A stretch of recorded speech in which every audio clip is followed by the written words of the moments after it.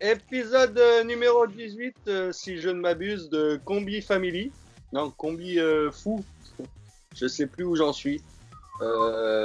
Comment ça va cette semaine? On commence tous à être un peu fatigués, comme tu vois. Exactement. Ça va parfaitement bien, hein, pour ceux qui ont suivi la La vidéo finale de Nadal. du... Comment? Pour ceux qui ont suivi la finale de Nadal. Non, pour ceux qui ont suivi la vidéo du Combi Family, j'ai toujours la moustache. Voilà. On n'a pas eu le temps de couper entre les deux. Voilà. Alors, j'ai pas du tout regardé la finale de Nadal. Hein. À rêver, c'est pas pareil. J'ai pas regardé. Qu'est-ce qu'il a fait? Il a gagné du coup? Ouais, sur un 40-40 un peu malentendu. Un 40-40 un peu bizarre. Ouais, c'est pas le combi fou, on n'a pas un ticket là à proposer. C'est le Combi Fou numéro 18. On revient sur le ticket de la semaine dernière perdu. Ça y est, on est revenu. Ticket. Non, la semaine dernière, c'était un petit Combi Fou, si vous vous rappelez. Ah mais oui, je sais, rappelle-toi le chiffre. Je t'ai dit, je crois bien que Sosa, il a son intuition qui est faussée par ses origines. Exactement. Et toi, t'as dit, t'as acquiescé. Et je pense qu'en fait, eh ben, ça nous a porté la poisse. Du coup, nous, on a perdu. Et lui, il a gagné, tu Oh vois. putain, regarde ça. Au final, c'est nous qui sommes fait pire. Moi, j'avais mis Dimitrov contre bah, il s'est fait éclater sec, hein, 3-0. Comme ça, il y a pas à tergiverser. Là, je me suis planté sec. Ouais, mais ça, enfin, je sais pas, bon, Medvedev, t'as vu, il a failli péter Nadal, donc c'est du costaud. Je crois que pour les prochains ATP, on sait sur qui il faut parier. Hein. Ouais, bah, on va s'y remettre correctement. Après, ça reste un combi fou. La cote, elle était à 2,80. Fallait pas s'attendre non plus à ce que Dimitrov il tape Medvedev en 3-7. Ça reste un combi fou.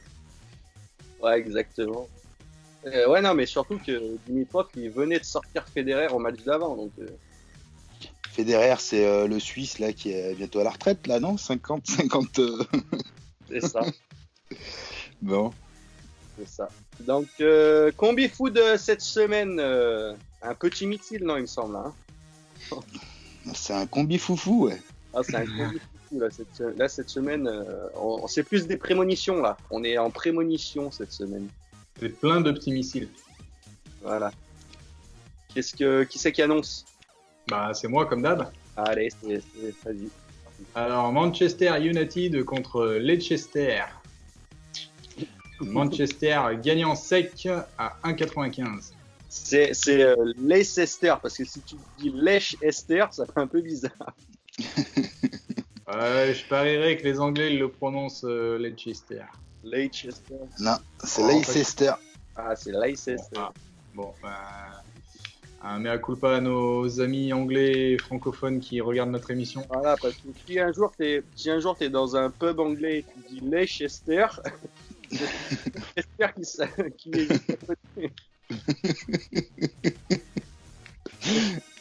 Il va t'arriver quelque chose de bizarre, à mon avis. Bon, en tout cas, pour en revenir sur Manchester-Leicester. Parce que si ensuite tu sors Manchester.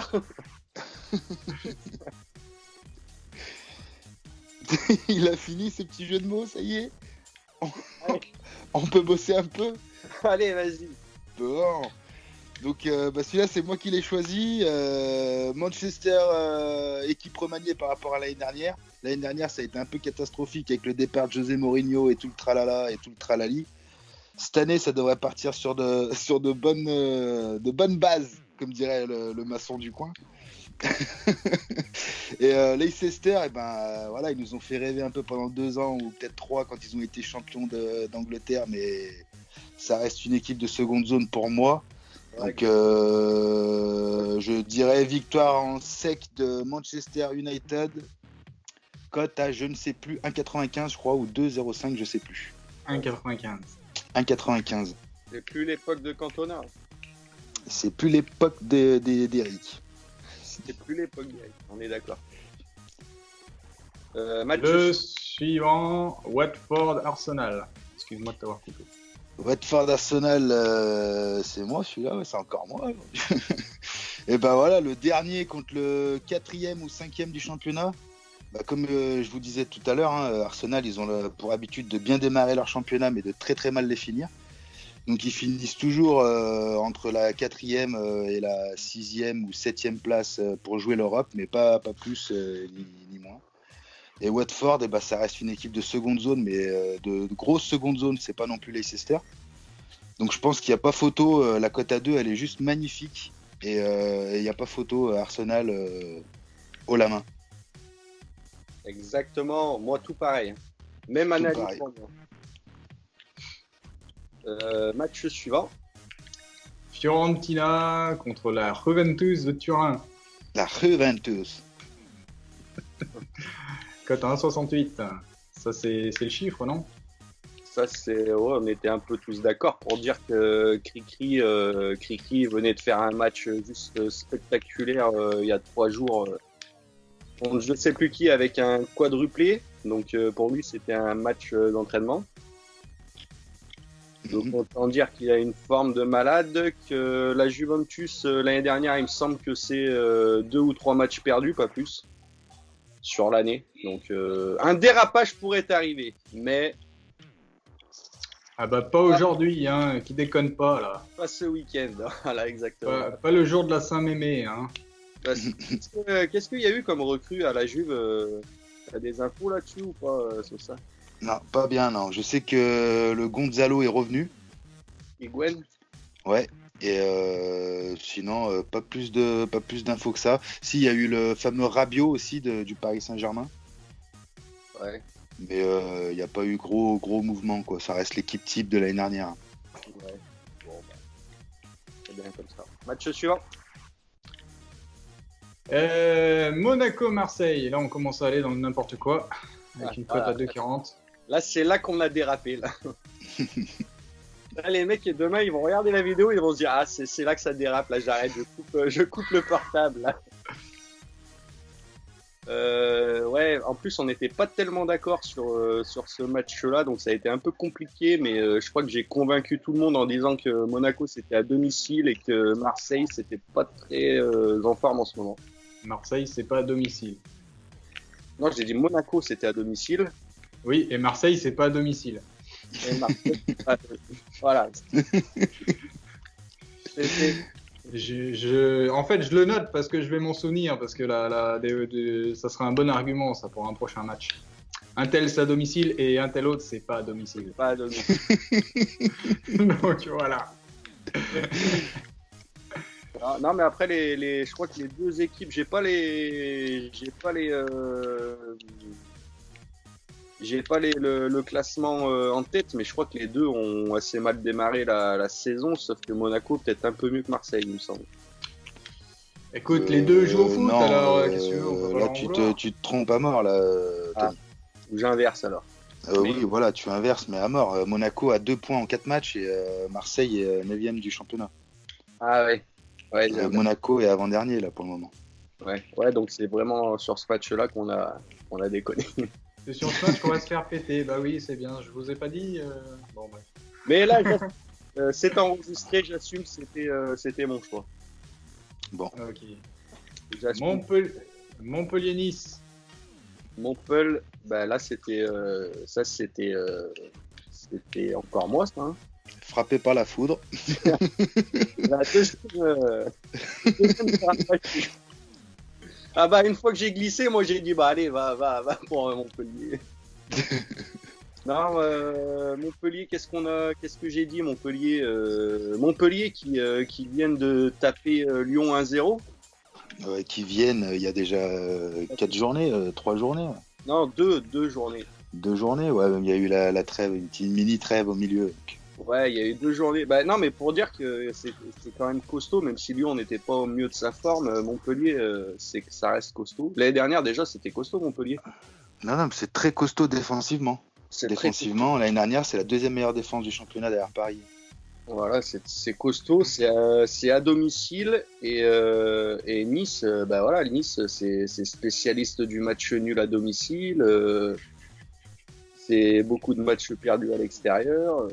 Et du Eh, coup, c'est Nice. c'est bien ce qui nous inquiète en fait. C'est Nice qui nous inquiète dans l'histoire. Du coup, Nice, c'est à l'extérieur ou pas? C'est Ah ouais, 365 pour le coup. jours de soleil à l'année. Pour le coup, c'est à l'extérieur. Ouais. Des bikinis tout l'été sur la Parce plage. qu'ils ont pas pu construire un bâtiment assez grand pour pouvoir couvrir toute la ville, donc ils peuvent pas faire à l'intérieur. Donc Nice, ça reste à l'extérieur. C'est Nice, quoi. Ah, donc, Toi, t'es Nice? moi, je suis nice. Toi, t'es Nice? Toi, t'es Bryce. Moi, je suis OK. Et toi, t'es Nice? Ah ouais, moi, t'es Nice. Donc, j'en prends aussi l'entière responsabilité, mais je sens que ça va. Bon, bah, toi, je crois qu'il va t'arriver des bricoles. Hein. Et bah, on va essayer de récupérer un peu la dégringolade, la glissade, avec Amiens-Lyon. Ah, Amiens-Lyon ou c'est Lyon-Amiens? Ouais, c'est Amiens-Lyon. il nous reste Amiens-Lyon. Amiens-Lyon, donc Lyon qui ne sont pas chez eux, mais Lyon, c'est du costaud. Lyon, c'est à l'extérieur. Donc, pour une fois, ça gagne à l'extérieur. Ouais, pour le coup, c'est pareil. Ouais, je peux avoir une petite anecdote parce que j'ai suivi un peu les travaux du grand stade. Et oui, la toiture ne fait pas tout le truc. Au milieu, c'est ouvert. Donc, tu vois, c'est comme tous les stades, en fait. Donc, du coup, eh ben, le terrain est toujours à l'extérieur. Ah, exactement. Voilà. À rajouter quand même que Lyon, c'est la meilleure attaque et la meilleure défense du championnat. C'est très rare, donc il faut le souligner. Et qu'ils jouent contre Amiens qui sont 18e du championnat. Et comment ça se fait qu'ils se sont fait péter par. C'est Montpellier qu'on parlait juste avant? Montpellier? Parce que ça s'appelle le sport, hein. Tout arrive. Ils étaient pas en forme. Ça s'appelle Bah, le- si, ils étaient carrément en forme. Ils venaient de battre Angers 6-0, donc ils étaient en forme. Ah, mais voilà, mais c'est les mecs d'Angers qui les ont foutus. Ils leur ont foutu la gastro, je sais pas moi. En plus, il venait de gagner 6-0. Non, mais c'est le sport, c'est aléatoire. Et d'ailleurs, tu fais bien de le souligner, c'est que Lyon, ils sont du coup sur 2 matchs sans victoire. victoire. Donc, dans la logique, ils veulent terminer sur le podium, ils sont un peu obligés de pas trop déconner. Quoi. Et après, le petit bémol de l'Olympique Lyonnais, c'est qu'ils vont jouer sans leur capitaine. Et sans leurs chaussures. C'était pour le petit, la petite touche. Chaussures, pantalon. Ce qui nous fait une cote finale, C'est qui le capitaine, rappelez-vous? c'est Jason Deneyer. Ah, 52,84 et je vous montre le ticket, il est là, il est beau. Donc en gros, nous on l'a joué en 4 sur 6. C'est ça. Parce que vous l'avez compris, c'est Monaco et Marseille ça c'est les mauvais élèves. les 2 matchs là, c'est un peu c'est les matchs de combi fou ça. C'est les matchs de combi fou. Voilà. Mais en tout cas, si ça passe, on va en rendre plus d'un très heureux ce soir ou demain, ce week-end en tout cas. Je serais déjà moi-même très heureux. Parce que, avec les 1000 balles que j'ai posées sur ce ticket, j'ai autant vous dire. J'espère que Aimé Jacquet nous mettra un petit commentaire en disant que lui aussi il est content. Exactement. Et bonne fête Aimé, hein. C'est la Saint Aimé aujourd'hui. Bonne fête Aimé. Merci Mémé pour la victoire. Tic tac zinzin, il faut qu'on arrête là. Et semaine prochaine, ciao. Ciao, ciao. Bon combi fou.